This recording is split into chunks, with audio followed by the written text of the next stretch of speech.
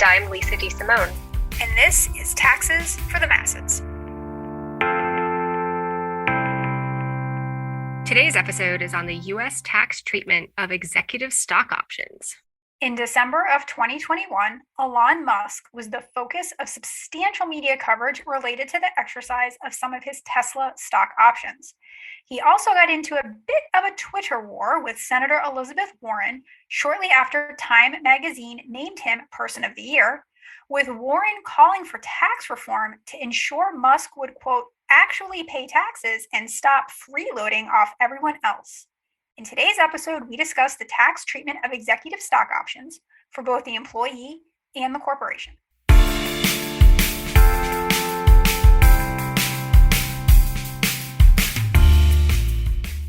Hello, Lisa.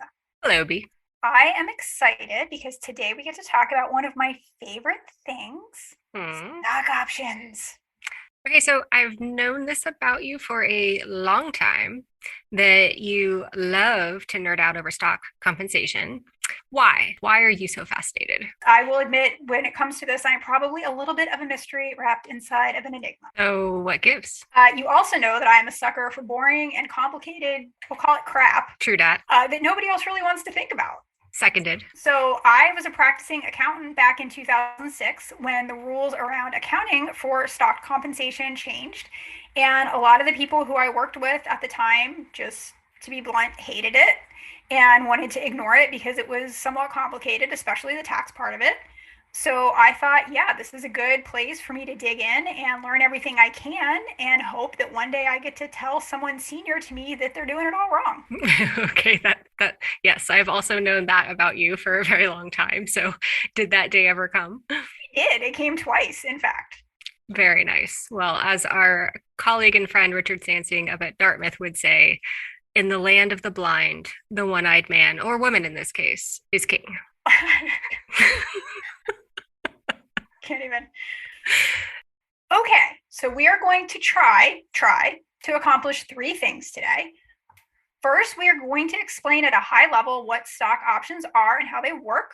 Second, we're going to explain the tax treatment to both the employee and the employer of stock options. And C, because now I can't remember if I've said one or two or A or first, we're going to explain why some people are adamant that stock options are a tax loophole. So Lisa, get us started. What are stock options and how do they work? Sure. So strictly speaking, a stock option grants the holder of the option the right, but not the obligation, to purchase a share of a specific stock at a predetermined price, which we're going to call the strike price, within some future window of time, meaning the option eventually expires. For the purposes of our discussion today, stock options are really nothing more than just another form of employee compensation, right? Public corporations need employees, both executives and rank and file employees. They need them to, do their jobs, which means they need to compensate them. And corporations can choose to compensate their workers with fixed or guaranteed compensation, like a salary, or with incentive compensation, like bonuses for meeting certain objectives. You only receive it if your performance exceeds some absolute or relative benchmark. And that's the whole point. It incentivizes workers, including executives, to work harder to achieve those benchmarks. And incentive compensation comes in two flavors, two varieties.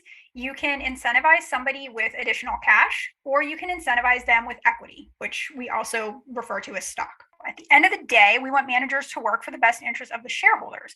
But when firms link incentive compensation to performance metrics that capture those interests with noise, or that can be directly manipulated by managers, that too. If we tie incentive compensation to a measure that is subpar, then we might get subpar performance. So if there only were a way to compensate managers using a performance benchmark that captures shareholders' interests, that would be amazing, wouldn't it? So amazing. But wait, that's what stock options do. The only way that an executive or a worker is going to benefit from an option is if the stock price goes up, and all else equal, that should make shareholders happy. Right. Okay, so let's tie all of this discussion back to our favorite Texas transplant, Elon Musk. So during late 2021, I think he started in November, he exercised almost 23 million stock options. These options were granted to him in August of 2012 when Tesla's stock was trading at just about $6 a share. And as is the case with most public companies, on the day that they give you a stock option, they use that trading price as the strike price. Right. At Tesla, those options have a 10-year window. So they were going to expire in August of 2022, at which point, if Mr. Musk hadn't exercised them, he would basically forego any benefit. Turns out that Tesla's average stock price during November and December of 2021 was $1,069. Little bit more than $6. You're right, a little bit more. So basically, Mr. Musk was able to get shares worth over $24 billion in total for a purchase price of just over $142 million. That is one heck of a bargain. That is one heck of a bargain. Yes. In fact, that difference between the share value when the option is exercised and the purchase price is called the bargain element. That's considered the amount of the employee's compensation, right? That's the benefit that they get for being able to exercise at $6 and then get a share of stock worth over $1,000. What we've just described is a non-qualified stock option, and they're called that because they lack certain features or qualifications of other options that garner significant tax benefits to the employee. This other type is the qualified option, also called statutory or incentive stock options. And that's the type that many of our listeners who are not founders or CEOs, but rather rank and file employees, those are the ones that you're getting. And that will have to be the topic of a different episode. And it's not just that there are different types of options, there are different types of equity compensation that aren't options at all. One really popular form is something that we refer to as restricted stock units or restricted stock awards. When I teach this to my students, I say the shortcut is to think of restricted stock like an option, but it has a zero strike price. I like that. Simple, right? There are also things called stock appreciation rights that tend to be a little bit less common. But stock options, despite having all of these different types of stock-based compensation, stock options always seem to get the bad rap from politicians and the media. Why do you think that is? Jealousy that they don't Yep. They don't get stock options? I don't know. It could be because options were the primary form of stock compensation during the tech boom. It could be because they think options create excessive risk taking. I also think a lot of people don't realize that there are so many different types of stock-based compensation. And because these different types all share some similar features, yet are very different from each other, it could just be that politicians in the media say stock options when they mean stock compensation, when they mean any of these other types. I think that's a fair point. It's kind of a misnomer. We're using a Kleenex. We're calling all tissues Kleenex. Right. Okay. But if we're hoping to be precise, which I think you and I like to do, we like to, then we shouldn't ignore the differences. We certainly shouldn't ignore restricted stock.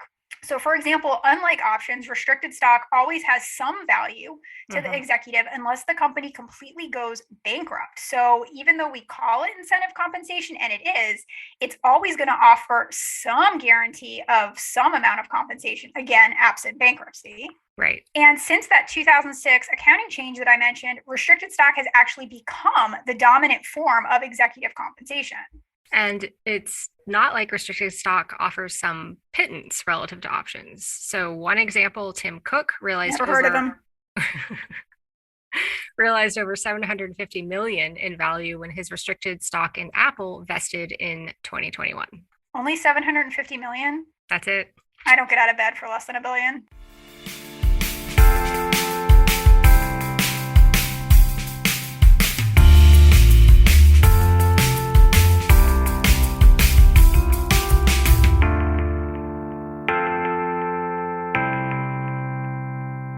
So now we know what employee stock options are. And we would all like to have some, please. We would. But let's talk taxes. Let's. First thing to know, the Internal Revenue Code taxes all of your gross income, including most forms of compensation that you get from your employer. So back to the very beginning of the episode, workers get taxed on both fixed and incentive compensation, which means when we're talking about non-qualified options, restricted stock, workers get taxed on the bargain element of any stock compensation. Wait a second. Senator Warren said Elon Musk was a freeloader. And he very well may be. I've never met him. I don't know the man. Fair enough. But I can tell you that he does pay tax on his option exercises. He does. And we know that. We know that he does because there are publicly available documents that Tesla has to file with the SEC. And those documents tell us that he pays tax. Mr. Musk had another large windfall back in 2016 when he exercised over 1.3 billion worth of options. And according to Tesla's proxy statement, helpfully in bold letters and underlined for dramatic effect, it was pretty awesome. Mr. Musk had to sell some of those shares immediately after exercise to pay about 600 million in income taxes. And that amount tracks. The top individual income tax rate in 2016 was about 40%, and Mr. Musk would have owed up to 12.3% in California at the time too. So 600 million of tax on 1.3 billion passes the smell test. It does. And everyone has different perspectives on things. I would not consider $600 million to be no tax. That's just me, but different strokes. To recap, first thing to know, when we're talking about non-qualified options, restricted stock, employees, executives, whoever they are, have to recognize that bargain element as a component of their gross taxable income. Second thing to know, the Internal Revenue Code allows businesses to deduct all of their ordinary and necessary business expenses as long as they are reasonable in amount. So I hope that we can all agree that compensating your employees should qualify as an ordinary and necessary business expense. Yes, are you on board with that? I'm on board. Okay, so then the next question we have to answer is 1.3 billion or 24 billion of CEO compensation, quote, reasonable in amount? And that depends on who you ask and when. So prior to 1993, there were no statutory guidelines as to what reasonable executive compensation was, reasonable in quoting marks. In 1993, Congress decided that $1 million sounded like a nice, round, reasonable number, so it capped business deductions for executive comp at $1 million per executive per year. Except it carved out a big, juicy exception for compensation that was, quote, performance-based, like stock options. So back in 2016, Tesla was able to deduct all 1.3 billion of the compensation that Mr. Musk included in his gross income. And I love this. It has a really nice symmetry to it. Elon Musk is paying tax on 1.3 billion of income. Tesla's taking a deduction for 1.3 billion dollars. Everybody's happy. I like that. I like the symmetry too. And it gets even better. In 2016, the top individual rate, like we said, was about 40%, and the top corporate rate was 35%. So it turns out the US government took a 5% net rake for Mr. Musk alone. That would have been about $65 million. So everything was peaceful in US tax land. Executives were paying tax on their windfalls, corporations were getting deductions, and the US government was getting tax revenue on each option exercise. And they all lived happily ever after. It's a nice story, except none of that actually happened. What? As part of the Tax Cuts and Jobs Act in 2017, Congress decided to do away with the deductibility exception for performance-based compensation. Rude. Right? Their reasoning was that stock-based compensation had grown too large because of its tax-favored status relative to salary. So now, as of beginning of 2018, corporations can deduct only 1 million of total compensation for each executive each year. Fixed pay, incentive pay, cash, options, restricted stock, does not matter. 1 million in total across all the different types of comp.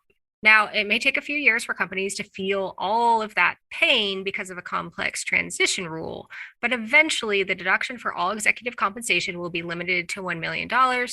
Oh, and the TCJA also lowered the corporate rate to 21%. All right, so let's recap. Make sure we are all on the same page. Good idea. 2021. Elon Musk recognizes something like $24 billion of ordinary income from his stock option exercises and faces a top tax rate of 37%, which means he's likely paying almost $9 billion in US federal tax. Check. And to put that into perspective, total individual income tax collections from all individuals in the US in 2020 were $1.9 trillion. So $9 billion is a substantial amount of tax for one human being to pay. Non-trivial. Okay.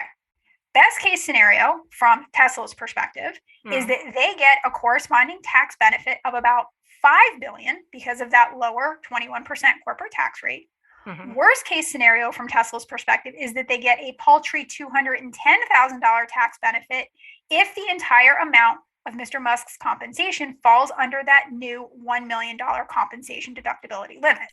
Ouch. So the US government is getting somewhere between 4 billion and almost 9 billion of tax revenue from this deal. Yepers. Okay, so what is this quote loophole that Senator Warren wants closed? Yes, right. The loophole. Yes, it is the stock option loophole. Got that. But I'm asking you, what is the stock option loophole? Yes, that is the loophole related to stock options. You are very convincing right now. Yes. Okay. So you have no idea, right? Nope, none. And yes. Speculate for me. So, in my opinion, should employees be taxed on all compensation, including stock options? Yes. Should corporations get at least some deduction for all of that compensation, even stock options? Yes. Do I think $1 million is a reasonable amount of that deduction? Honestly, I'd say it's probably unreasonably low given the market rate of compensation a large publicly traded company has to pay to hire and retain a CEO. And that would suggest the Tax Cuts and Jobs Act already unreasonably limits the amount of deduction a corporation should get to claim. So I don't really know what else tax policy can do here, at least on the employer side. Okay, I don't either, so you're making me feel better. So if we both agree that it's not obvious what the loophole there is to close on the employer's side of the transaction, then there must be some loophole that we need to close on the employee's side of the transaction. Yes. And again, speculating, pontificating here, I guess it could relate to the idea that wealthy individuals like Musk can borrow against the shares they receive upon exercising their options, whereas maybe a rank and file worker has to immediately sell those shares to, put food on the table, pay their bills. Really wealthy people have those shares, they can hold on to them, they can borrow against them, and they can just watch as the value of those shares grows more and more over time. And if they don't sell them, then they're never actually paying the taxes on those gains. Well, yeah, there are a number of people who don't like that and who want to tax those borrowed dollars as if they were realized gains. Yes, like Senator Wyden's billionaire income tax that we've talked about. Or Senator Warren's wealth tax. And we are back again to Senator Warren. It all comes back to her. And her mug full of billionaire tears. Yes.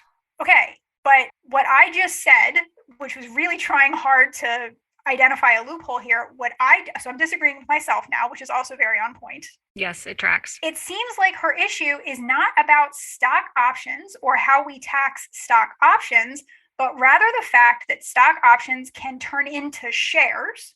Yes. And if those shares appreciate and the wealthy hold on to those shares, that they wind up racking up a decent amount of unrealized gains, and we don't currently tax those unrealized gains, some of which started as babies with stock option exercises or restricted stock vesting. See, and here is where it almost sounds like you're expecting a politician to A, know what they're talking about, and B, make a sound logical argument instead of just pointing a finger at the rich as the cause of all of our problems. I learned it by watching you. I mean, right? You're the one who's always dreaming big and asking for logical tax policy grounded in logic. You should never follow my lead on things. You should have learned that by now. Lies.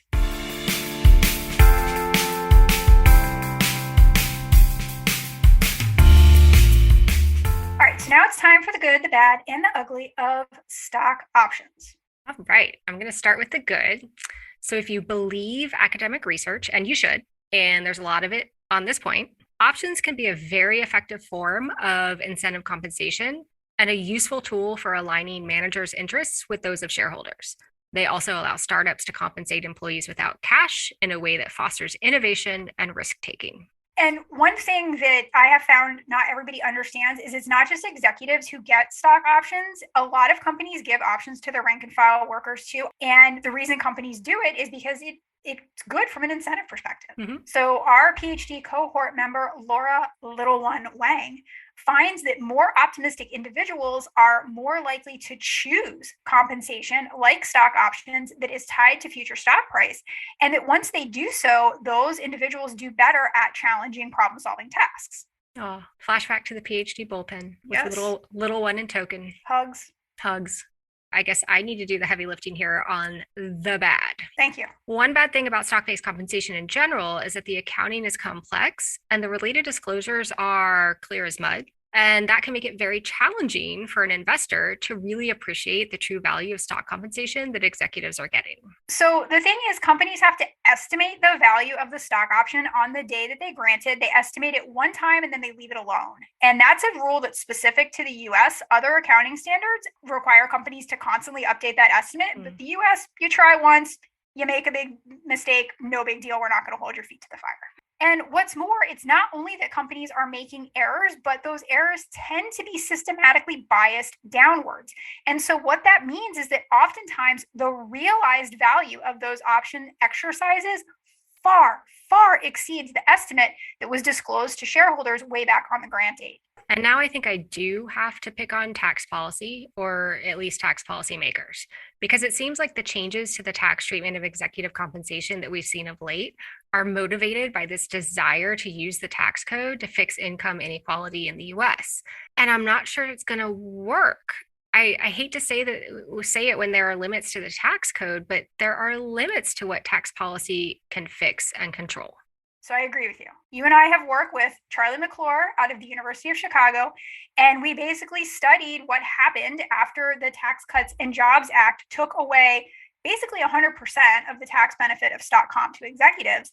And we find very little evidence that companies changed their pay practices at all in response to this major tax policy change. So what we have concluded is that these other reasons to use stock compensation that we've talked about are just way too powerful, and they wind up swamping any tax benefits. Yes, but it's become such a popular or politically amenable talking point. Tax the rich. Wait, executives are rich. Tax executives. Yes. Tax executive compensation. Well, guess what? We are. We do. Already, we tax it. It's happening right now. Yes, at least in the case of non-qualified options and restricted stock, it's happening. So I'm not sure what else there is to be done. But as a start, we could not say anymore that executives don't pay tax on stock options. That seems like a good place to start. Got to start somewhere.